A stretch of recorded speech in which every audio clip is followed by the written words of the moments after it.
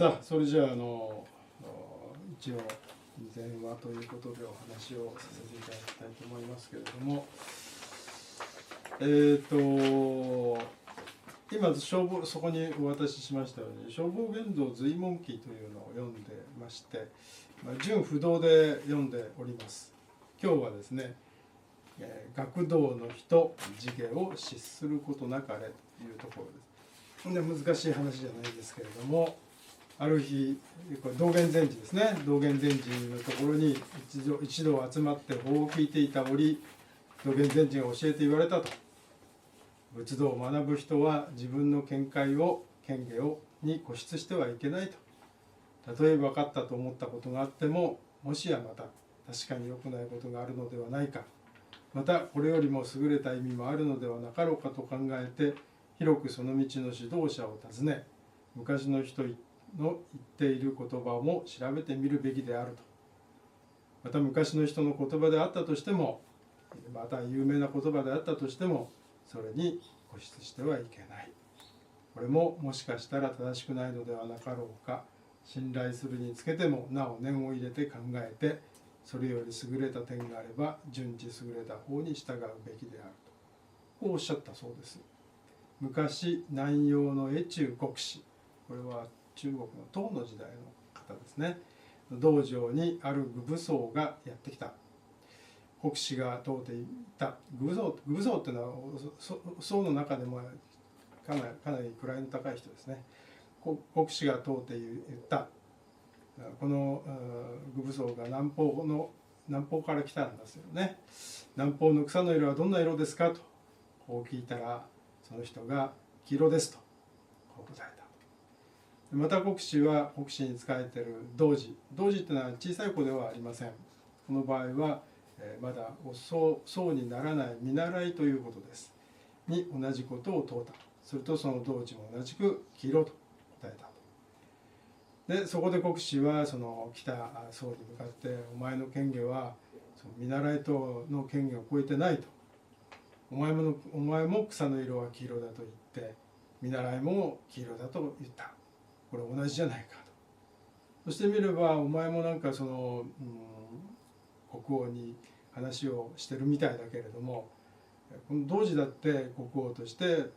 本当の色を答えることができるじゃないかと。お前らの見てるところは当たり前以上ではないと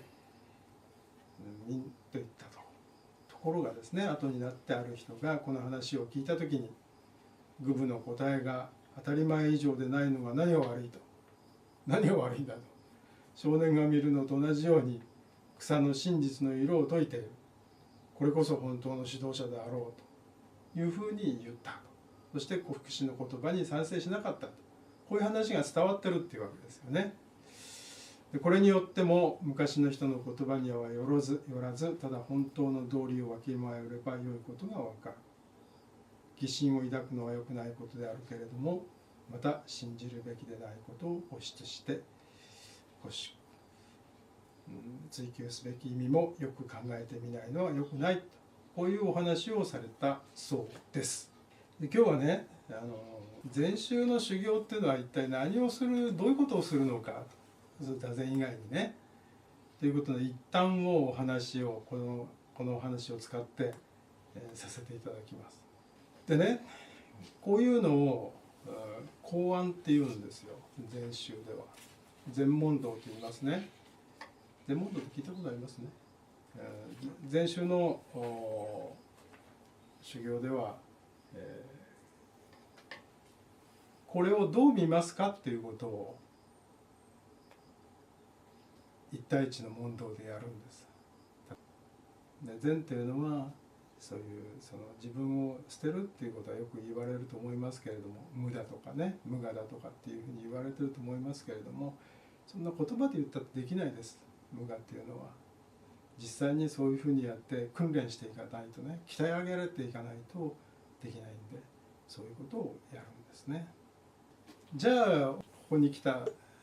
国師に来たそうだとしたら、何と言ったら国師は満足しましたかと答えられますかと。それが禅問答なんですよ。じゃあどう答えるでいきなりこう答えやられるんですよ。いきなり何の準備もなくて。これがね訓練していくとねさっと答えられるようになっちゃうんだよね。まあそうなる人っていうのはたくさんいるわけじゃないけれども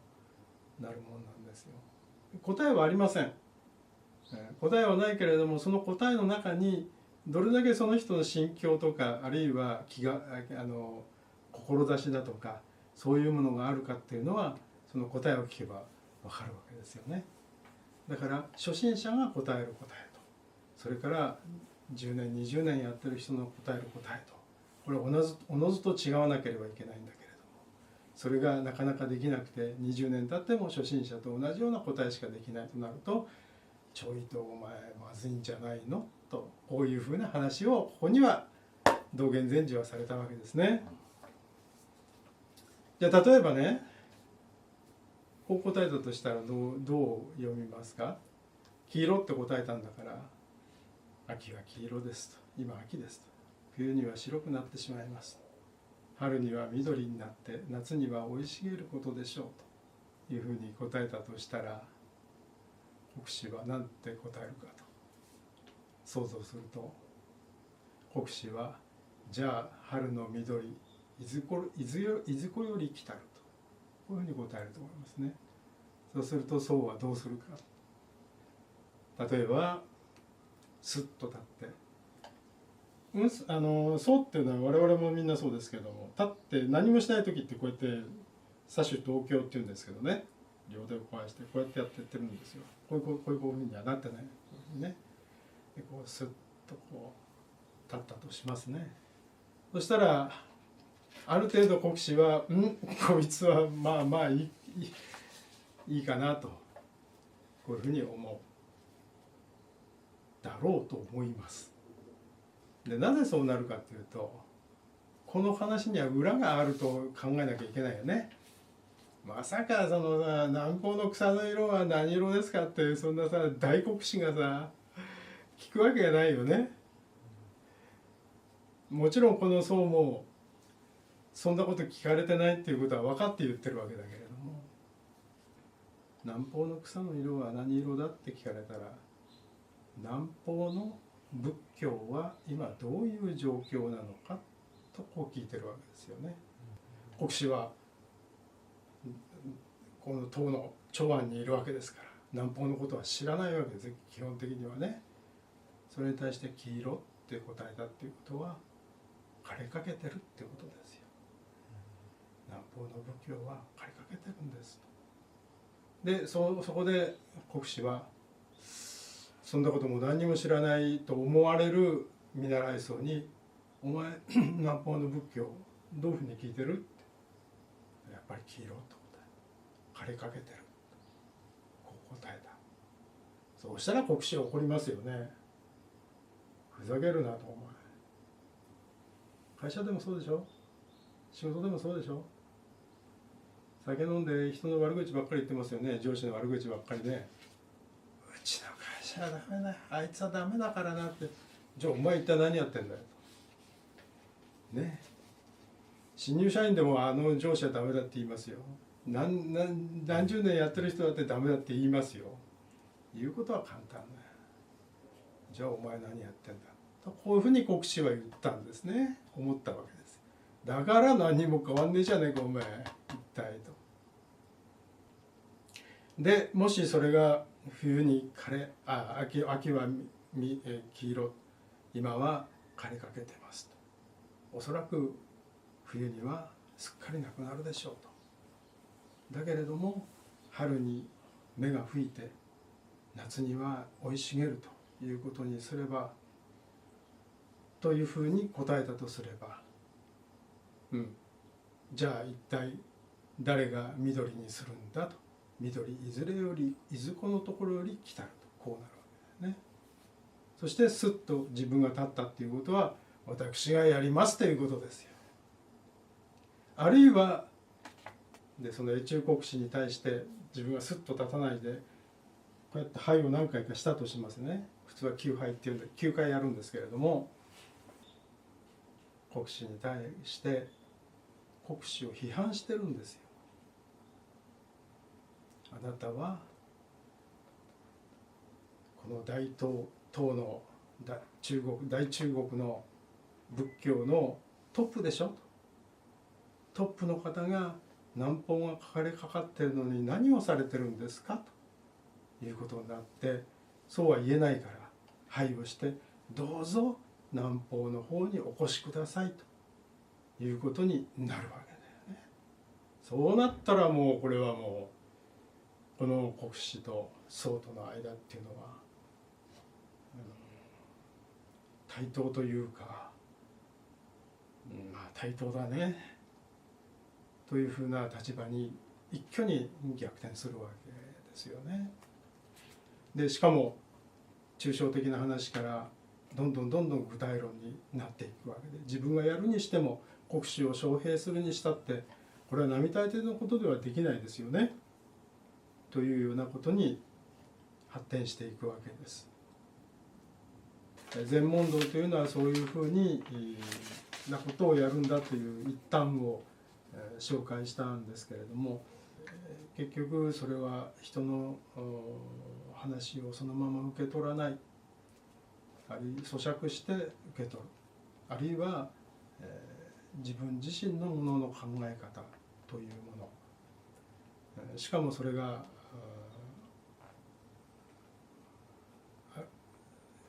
他の人にも受け入れられるということですよね。大体その自分の説に縛られてる人っていうのは受け身の人ですよ。外に対してアクションを起こすという人は必ずリアクションがそれ返ってきますから、そのリアクションに対して想定をしておくということと、それに対応するという力がなければ外に働きかけられないわけで、そのリアクションをする、リアクションを受けるということは自説だけではどうしようもないわけで、4つも5つもその状況に応じて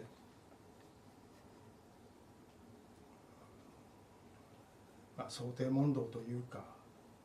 そういうものを持ってないとダメですよね。やっぱり自分一人でそういう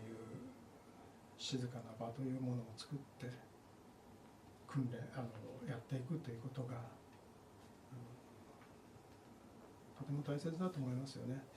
私も長く会社を勤めましたけれども、会社のそのスケジュール、目標、そういったものがあって、どんどんこう追いやられていきますよね、最終的にね。でその時にその心まで追いやられていってしまうと、今言ったような自説じゃなくても他説でもいいんだけれども、その説だけが一つのことになって生きていって、その場はそれでいいかもしれないけれども、よくよく考えていくということがあるわけで、だからそういう時こそですね、そこから離れてしまう、物理的にもね離れてしまうということ、そして自分で納得がいくところまで考えるということの習慣を持っているのと持っていないのとでは大きな差が出てくる。個人にもね、個人にもそうだし、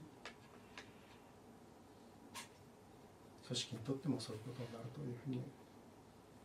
痛感します。で特に仕事がリタイアした時にね、そういう習慣があるかないかというのは一挙に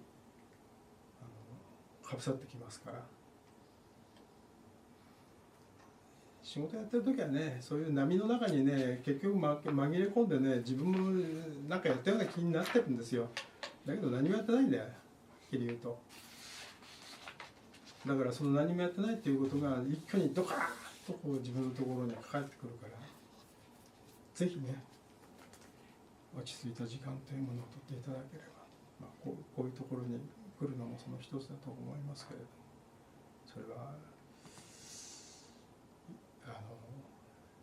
社会人とやってきた一応失敗ばっかりしてきて大反省としてね、